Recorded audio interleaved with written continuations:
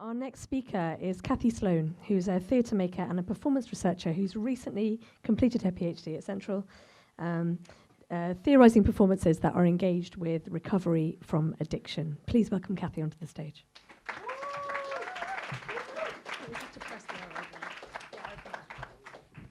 Hello. So yes, my research in theatre making practice focuses on contemporary performance making with, by and for people affected by addiction.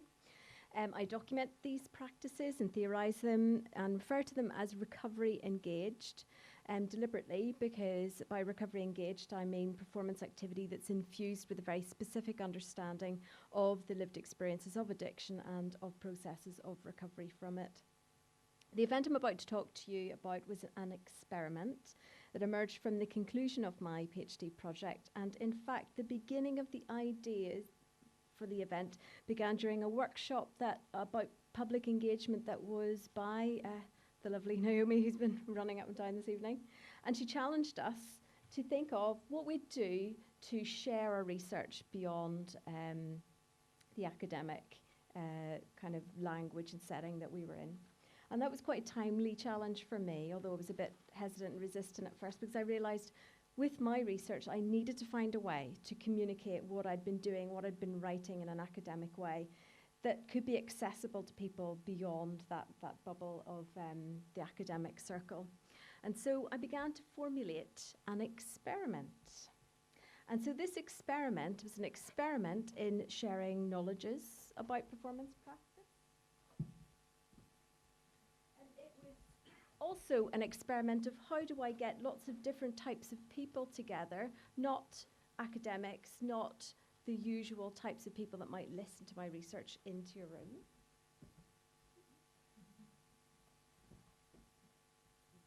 It was also an experiment in how do I do that through the medium of a performance event.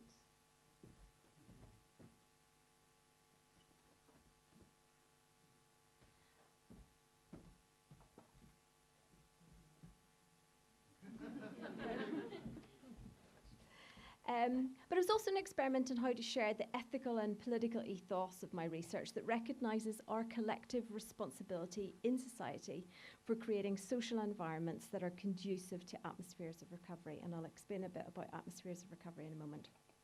So I called it a Recovery Arts Café, although it would be more accurately called a kind of cabaret conversation experience.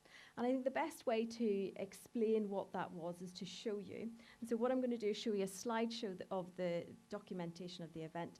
And the music that you're going to hear is performed by Simon Mason from his band Hightown Parrots. You can see him here, and he identifies as in recovery. So he's a professional musician. So a lot of the performers that are involved in here are professional artists who identifies in recovery or having been affected by addiction in some way.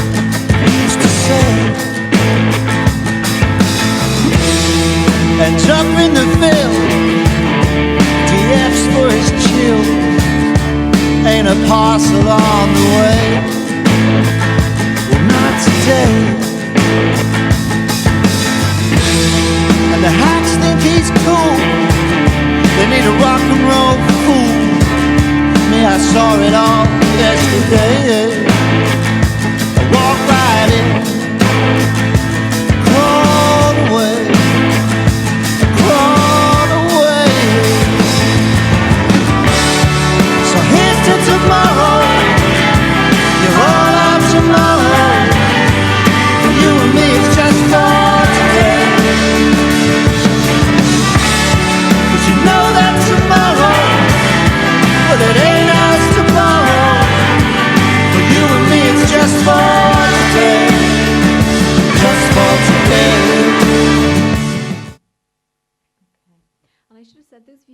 screen, do please pass them back when you've had a chance to have a look at them and let people see what's on them.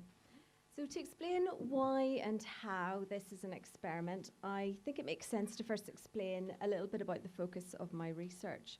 I've been particularly interested in exploring the everyday realities of what it means to be in recovery, and it's interesting you heard Frock talking about being, and that has been a lot of what I've been thinking about. What is it to be, but also what is it to be in recovery from addiction, and how theatrical performance can be used to communicate these insights, as well as how performance events can connect people to different forms of recovery communities. So the way I approach the research of these performance practices is influenced by an understanding of addiction as a complex and multifaceted issue. In particular, Cameron Duff, who is a researcher on the experience of health, mental well-being and addiction, has offered a framework of examining the lived experience of addiction as an assemblage.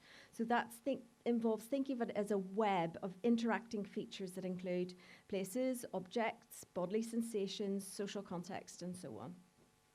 He highlighted what is often spoken about in recovery circles, that addiction and relapse is about people, places and things. And that might be familiar since the West End production of Duncan Macmillan's play People, Places and Things has made that phrase quite popular. Duff proposed that by appreciating the assemblage of factors that impact on a person's capacity for becoming well, we might consider how to stage atmospheres of recovery that support rather than hinder capacities for recovery. So given that I accept recovery from addiction as an ongoing, perpetual process, I'm particularly interested in how arts activities and events can build and continue connections to recovery communities beyond the remit of treatment provision. Recently, initiatives in arts for health and well-being have gained traction and media attention since the All-Party Working Group on Arts and Health published its report in 2017. However, in my research, I propose that arts practices can offer more than a short-term therapeutic intervention within a treatment programme.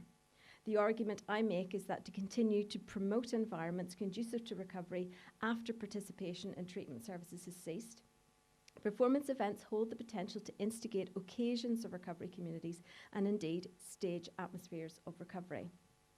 You might have noticed I refer to recovery communities, a plural, and this is in deliberate recognition of the different lived experiences of addiction recovery that are informed by the ways in which race, class, gender, sexuality, disability intersect on individual experience. So different types of arts event can therefore instigate different expressions of identity within and across recovery communities, and so include those who who are currently underrepresented. So back to a Recovery Arts Café. Through the course of my research, I developed connections with a variety of artists, as you could see, involved in this area of performance work. I'd invited several of them to join me in this experiment, which I pitched as simultaneously a public engagement with performance research and also a compact festival of recovery arts. It was organised under the guise of Messy Connections, which is a social media profile that I set up during my PhD. And I use it as a platform for connecting people interested in this type of performance activity and research about it. So it's something that you can follow if that's of interest to you. It was very much a collaborative enterprise. So all artists were given the freedom to decide what they wished to present, and I curated the programme from that. The eventual programme, as you saw, had music, theatre, conversation with a visual artist, comedy acts, poetry, and it showcased a range of professional artistry by artists with lived experience of issues related to addiction. And in between these performances and during the intermission, audience members were invited to respond to the philosophical concept of life living that I'd shared in my welcome speech, and via questions written on the cranes that are circling about. And then their responses on paper were gathered and facilitated into the creation of the graffiti wall that you can see here. So it was a way of gently inviting participation with the audience and also capturing some of their immediate responses to the experience.